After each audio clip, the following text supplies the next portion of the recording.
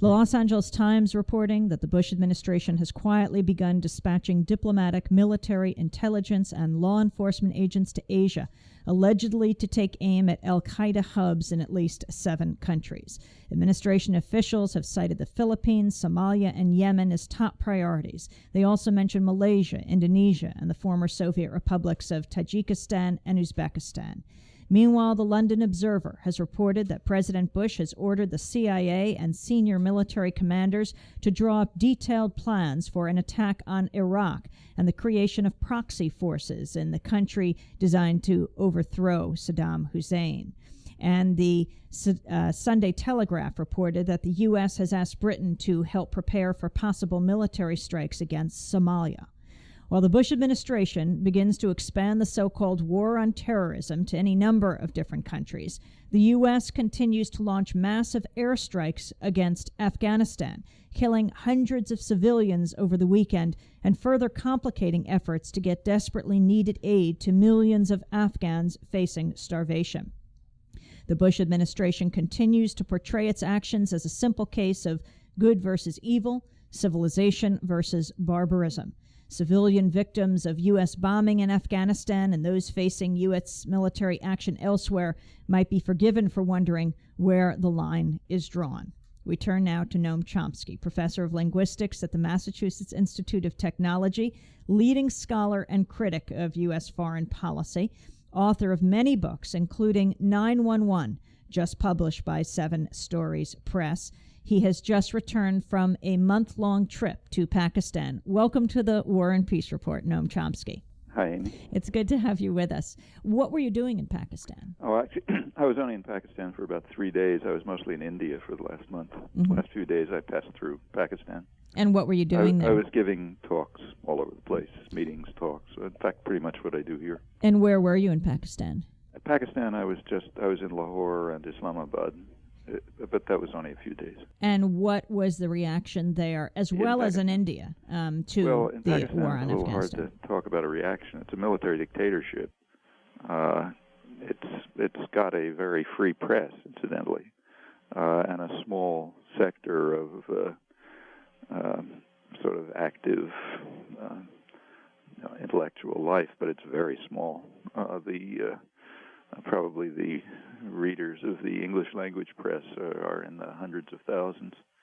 And you really can't say what's going on in the country because it's a country under military control with very extremely undeveloped, almost impenetrable to outsiders unless you really live there. So I was in a little sector of educated intellectuals. Very good people. I mean, people who've been in jail and tortured under the military dictatorships and that sort of thing.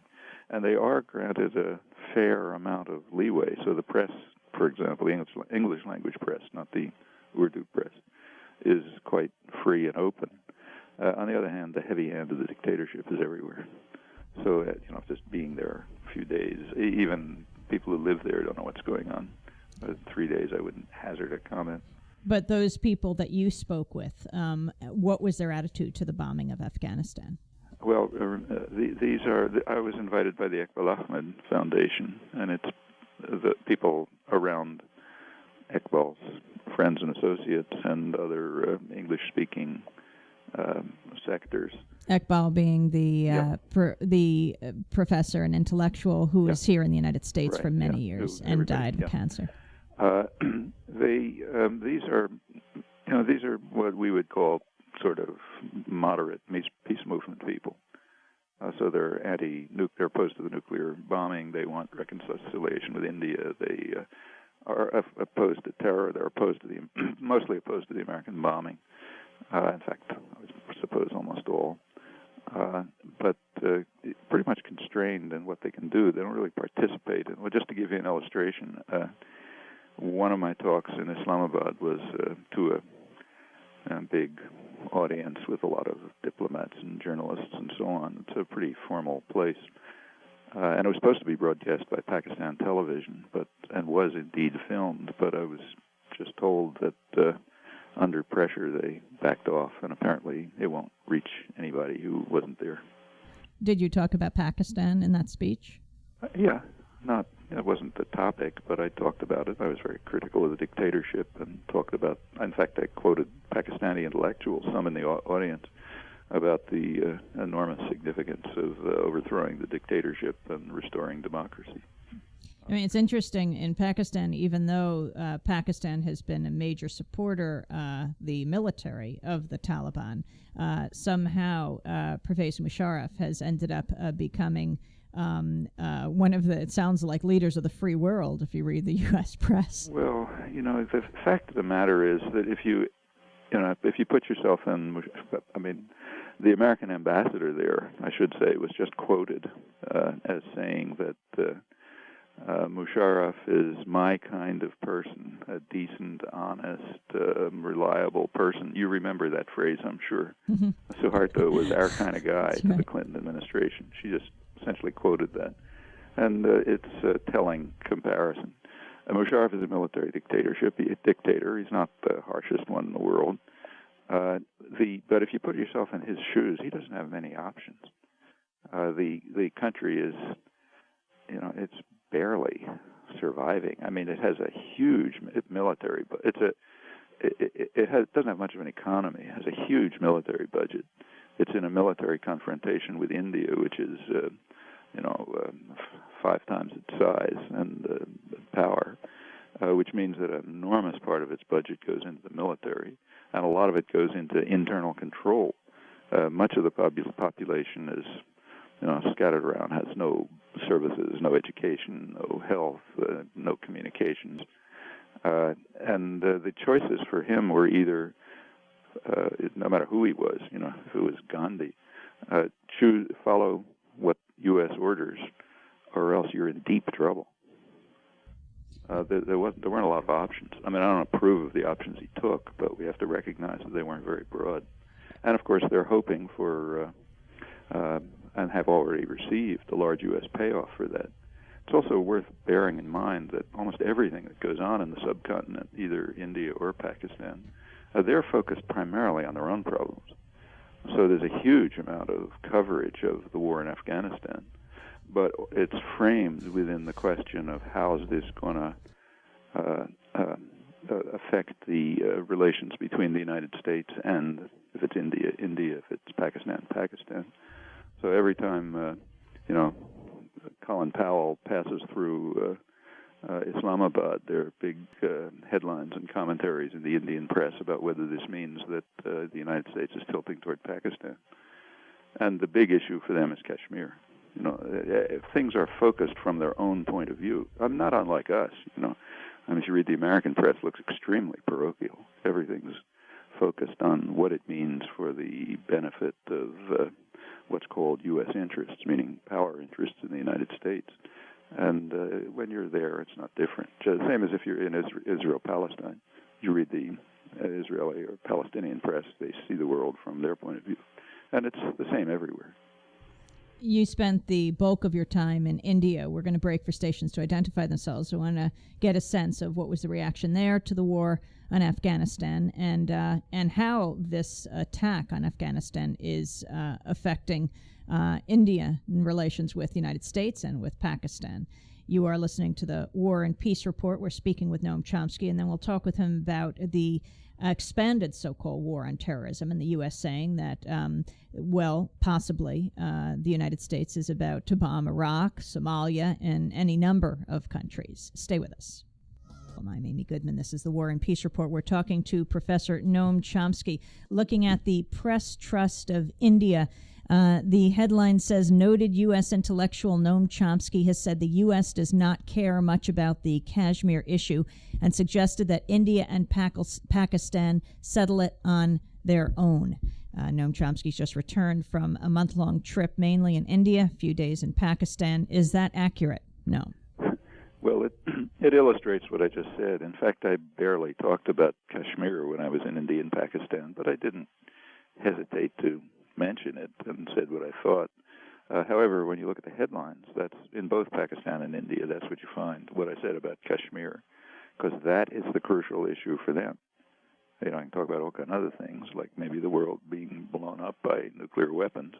But what's crucially important to them is what happens in Kashmir. That's their, and in fact, don't forget, Pakistan and India have been for years close to war. In fact, had a war in 1999 over Kashmir, and these are two nuclear-armed powers. It's a very what I basically said, both in India and Pakistan, and what I think is, although let me stress, this is a minor part of what I was talking about. It was mostly in response to questions. What I said is that the charges that each side makes against the other are basically accurate, exaggerated, sometimes misrepresented, but the basic thrust of them is accurate. So India is correct when it accuses Pakistan of supporting terrorist actions in Kashmir, which are often murderous and brutal. And Pakistan is correct when it accuses India of extremely harsh repression in Kashmir, and more fundamentally of refusing to permit any form of self-determination, because it knows that if there's anything like a referendum of the kind that the UN called for 50 years ago, the population will probably vote for either autonomy within India or independence, and it doesn't want that. So the charges of each side against the other are basically accurate in their major thrust, and the only possible solution is for each side to recognize that, to come to recognize that what they are saying is at best half the truth, and that they'd better reach a reconciliation on this, or they're both doomed to destruction. Noam, what about reaction in India to the U.S. bombing of Afghanistan? Well, as you know, India is a very varied, complex place. You can't sum up India, even less than you can the United States. So, for example, two of the states in India are under communist governments, actually the two that have more or less decent quality of life standards, literacy, health, and so on, Kerala and West Bengal, and both of which I was. But by and large, I would say that the Indian press is overwhelmingly supportive of the bombing, and Indian elites probably also. The general population, the kind of people we would want to know, and there are many, many of them. It's a huge part of the population. They're mostly opposed to it. So it's the kind of split we're not unfamiliar with. The reason why they're in favor of it, say the press, just to keep to that, where it's clear, you can see what the press says, and it's pretty uniform. Again, it has to do with their relations with Pakistan and their place in South Asia and what they expect from the United States. India has always been strongly opposed to the Taliban. It's been a strong supporter of the Northern Alliance, and it perceives it within the framework of its conflict with Pakistan. India was also very close to it. Was quite ambivalent about the Russian invasion. It never really criticized it, and they had close relations with Russia. And it's all part of their kind of geopolitical position. India sees itself as threatened by two enemies close by, China and Pakistan, right on its borders. It's had wars with both. Afghanistan is, the other side of, take a look at the map, it's the other side of Pakistan. Pakistan wants influence over or domination of Afghanistan for what it calls strategic depth because of its war with India. India wants the same domination and control in order to, contain Pakistan. And that's the prime, almost everything is seen in those terms. When India comes out, and the main concern, again, speaking of the Indian press and Indian elite opinion, when they talk about the war against terrorism, they're thinking about Pakistani-supported terrorism in Kashmir. And they are constantly condemning the bitter condemnations of the United States because the U.S. is, from their point of view, correctly attacking what it calls terrorism in Afghanistan, but it's restraining India from, say, bombing Pakistan to stop the terrorism in Kashmir.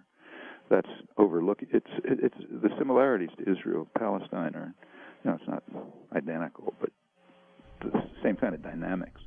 They do not want to face the fact that the terrorism in Kashmir was a direct consequence of their blocking any form of political opening or political participation of the population.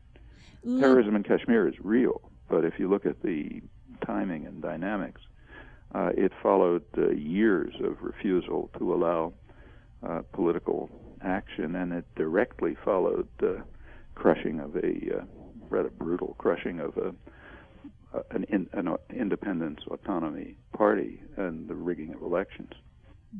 Let's move for a minute to what's happening in Israel and the West Bank and Gaza right now, with Israeli planes bombarding Palestinian cities, particularly focusing where Yasser Arafat is right now in Ramallah as well as Gaza City.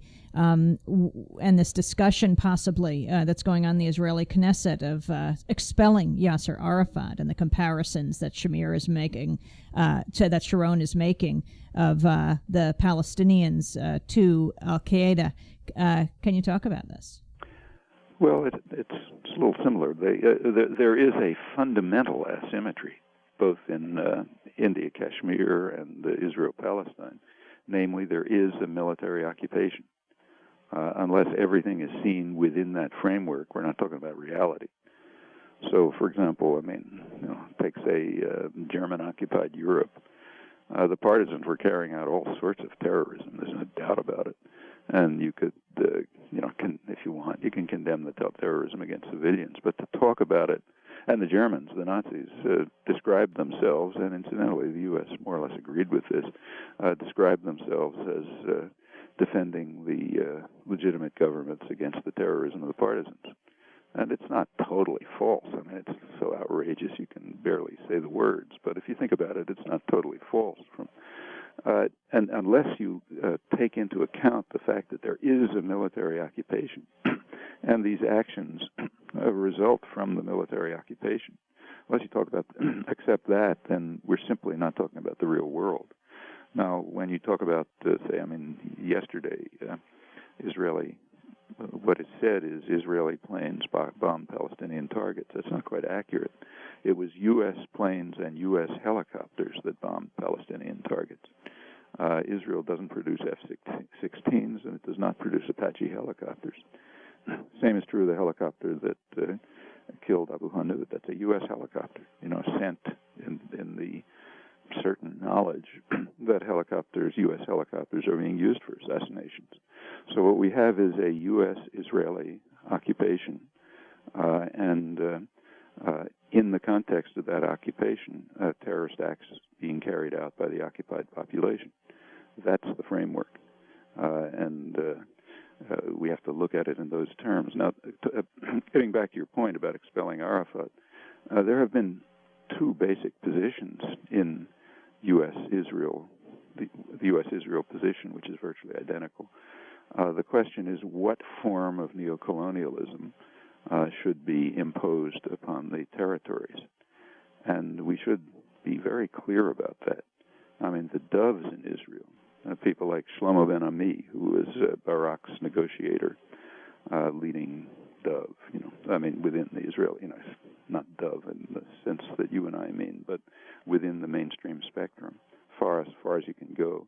His position was clearly, wrote it, that the Oslo agreements were neocolonialist. They were a framework for imposing a permanent dependence of the Palestinians on Israel. Almost, in his words, almost total dependence on Israel in what amounts to a permanent colonial situation. That's supposed to be the permanent relationship, and the only question is how we institute it. Well, the doves had one approach, the hawks had another approach. But it's all within that framework. It's within the hawk-dove framework, which presupposes colonial dependence of the territories on Israel and the U.S. being a unit. Then the question is, well, how do you implement it? So there's some people who want to implement it by kind of a South African-style cantonization program. That was Clinton at Camp David. There are others, like Sharon, who want to institute it by violence. We're talking to Professor Noam Chomsky, who is just awarded an honorary degree from the University of Calcutta. Is that right? Yeah. So Dr. Noam Chomsky, or probably many more doctors. But On the issue of the bombing of Afghanistan and this discussion of an expanded war, now that Afghanistan has been thoroughly pummeled, although it sounds like the most casualties are just happening now in these last weeks, unknown numbers of casualties. The U.S. is talking about expanding in the war. It's going to go on for a very long time, talking about Iraq and Somalia among the countries. Can you talk about what this means? Well, first of all, in Afghanistan, there are Afghans being killed by the bombing, and naturally, people don't like it. Like if you read this morning New York Times, you can read reports of tribal leaders around Jalalabad who are bitterly condemning the bombings that are killing their people. But we should remember that that's a tiny fraction of the deaths. The total number of deaths we do not know, and we'll never know. We know the projections on which plans were based. They were based on the assumption that millions of people, probably maybe 7 million, if you can, this is the standard figure of people close to the scene. About 7 million people were on the border of starvation before September 11th. After September 11th, under the threat of bombing, international aid workers were removed. The aid that was coming in was stopped. It began again briefly in the early days of October, but then was stopped again when the bombing started. And since then has been very haphazard. By now there's food on the borders, but it can't get in, much of it. And part of the reason is that the U.S., this is an open conflict. The U.S. is just unwilling to devote resources to, say, clearing the roads so that food can get in. We don't know what the effect of that is. The expected effect was that literally millions of people might be facing slow death from starvation, exposure, disease, and so on. And this is slow death. You don't die quickly from starvation. You can go, months eating roots and leaves. May mean that your, children are born so malnourished that they die from disease. These are lingering massive deaths, and they will never be investigated. There's a kind of a principle that the powerful do not investigate their own crimes. It's very hard to find a historical exception to that. It holds almost totally for the United States. For example, we have almost no serious idea of the death toll in, say, Indochina, because we don't investigate that. That's our crime, so you don't look at it. You meticulously study the crimes of enemies, but not our own. Those are ignored. So we'd be pretty certain that we will never know the consequences of the bombing, but we do know the projections. So the very strong warnings from the UN World Food Program, the Food and Agriculture Organization, and others that millions of people literally are facing the possibility of extreme suffering, possible death. That's the main effect. The killings by bombs, the so-called collateral damage, they're real, but that'll end up being probably in the thousands. The other toll will be far higher. It's on those assumptions that policy has been formulated and that commentary is made. When people say, when you read, well, this is obviously a just war, those are the assumptions that lie behind that conclusion. Now, as to expanding this elsewhere, well, we have to ask, right now they're plainly on a roll. You may recall a comment by A.J. Muste once, one of the leading, most important figures in 20th century American life, in my opinion, a pacifist, radical pacifist leader for years. He once pointed out 50 years ago that the problem after a war is with the victors. They think they have learned that violence pays, and who's going to teach them a lesson? He said that after the Second World War, and what followed showed the justice of it. And the same's true here. Violence did pay, as it usually does. Violence almost always works, especially overwhelming violence. And it worked in this case. And now there's a strong tendency to just use violence elsewhere. And the violence is being employed by people who operate on the assumptions that I just outlined. And they're clear. We are entitled to use violence as we like, no matter how many people get killed. And we'll call it right and just. And we can expect the usual chorus of praise domestically to tell us how wonderful we are. That's the way history works, unfortunately.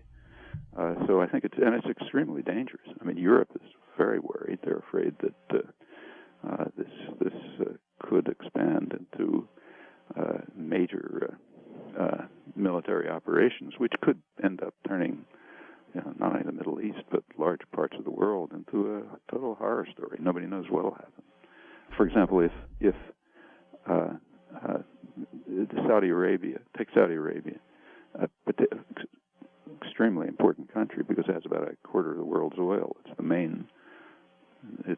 That's the main center of Saudi Arabia and the region right around it of energy for probably the next generation at least, maybe more. And it's a very fragile situation. I mean, the government of Saudi Arabia has been a U.S. client since its origins. It's a brutal, corrupt government. The Taliban are just an offshoot of it. The U.S. has always supported it.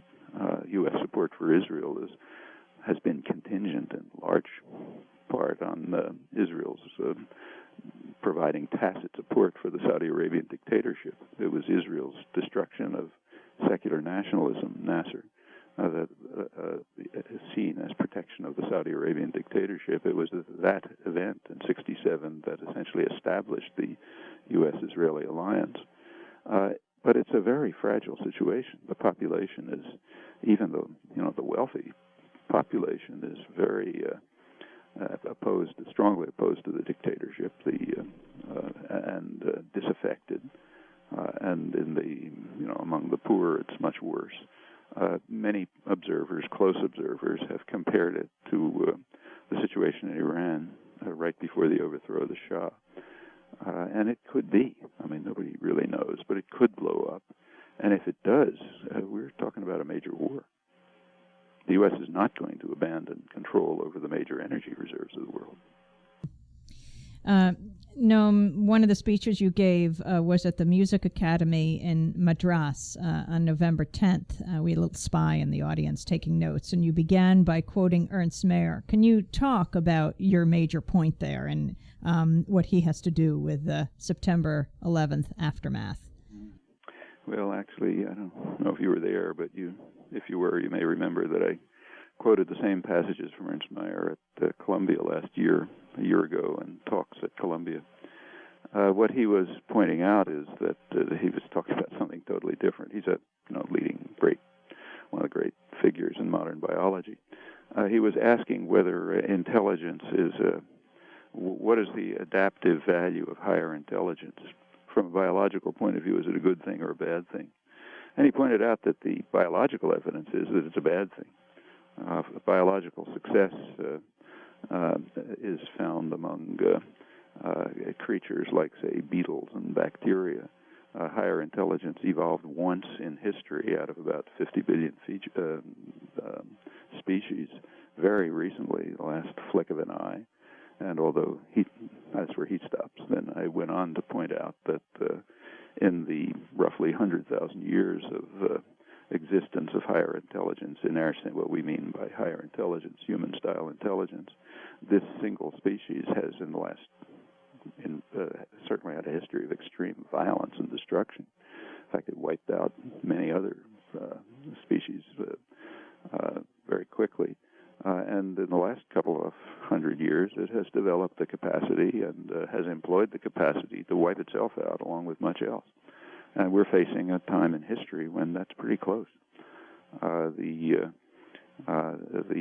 cold and calculated savagery with which humans destroy each other is pretty astonishing.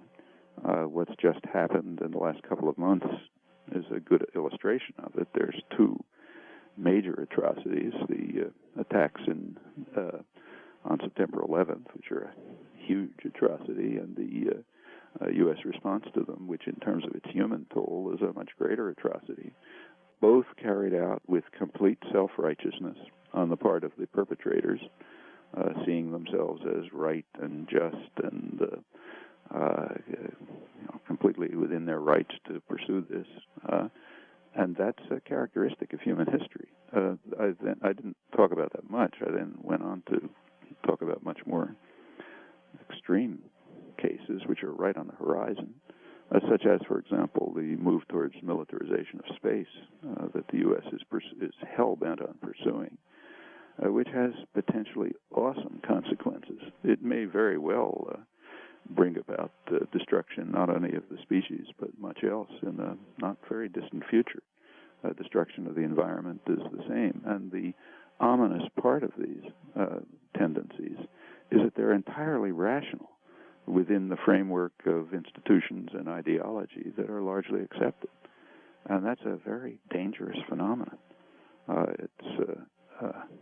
If an outside observer, say a Martian, were watching all of this, it had very grim prospects for the future of this species and much of the planet. Do you think it's too glib to say a man who is not elected president of the United States has declared war on the world? Yeah, even if he had been elected president, which was a sort of issue of statistical error pretty much, I wouldn't say he's declared war on the world. He's following it's a somewhat extreme version of a policy which is basically fixed and doesn't change much from administration to administration.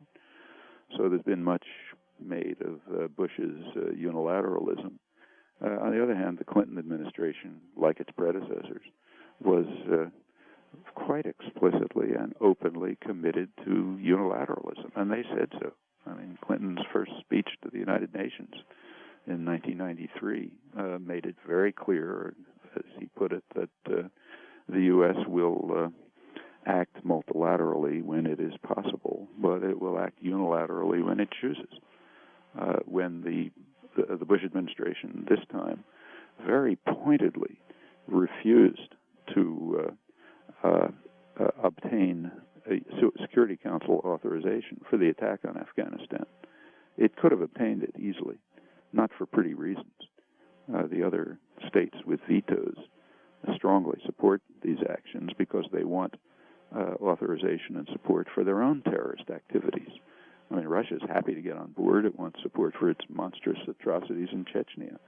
Same true of China.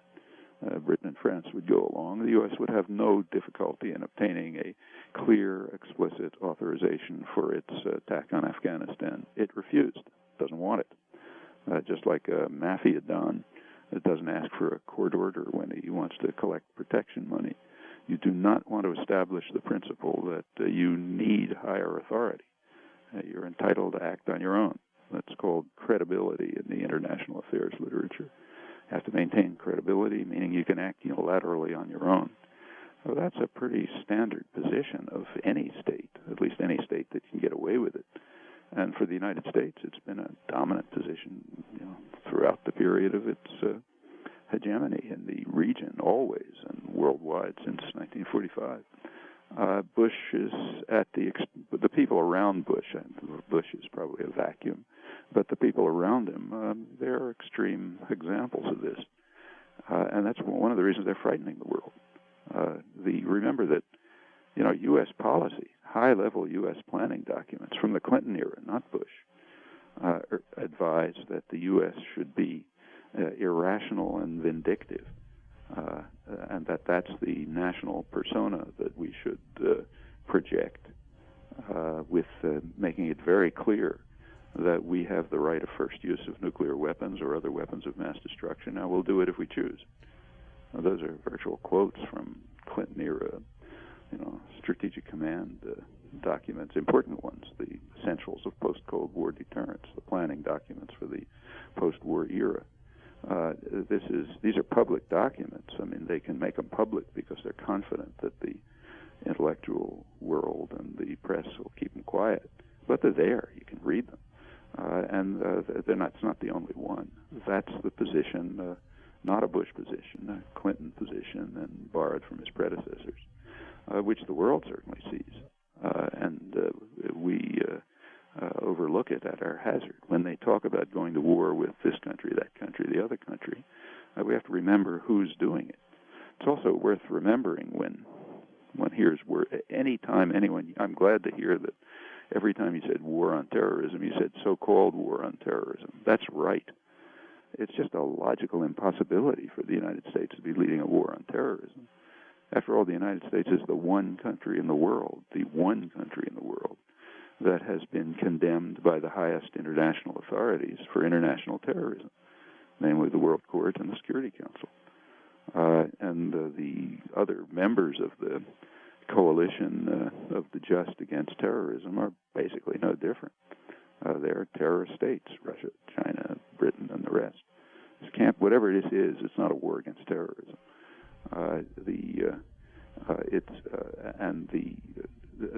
A great power facing no external deterrence can only be constrained by its own citizens. There's no other way. Well, on that note, and with that challenge to U.S. citizens, I want to say thank you very much for being with us. Okay. Noam Chomsky just returned from his trip to India and Pakistan. And by the way, an early happy birthday. Oh, thanks. I always remember December 7th, Pearl Harbor bomb. That's right. And a few years before that, Noam Chomsky was born. Thanks. Noam Chomsky, professor of linguistics, Massachusetts Institute of Technology, author of many, many books. His latest is 911, and it's published by 7 Stories Press.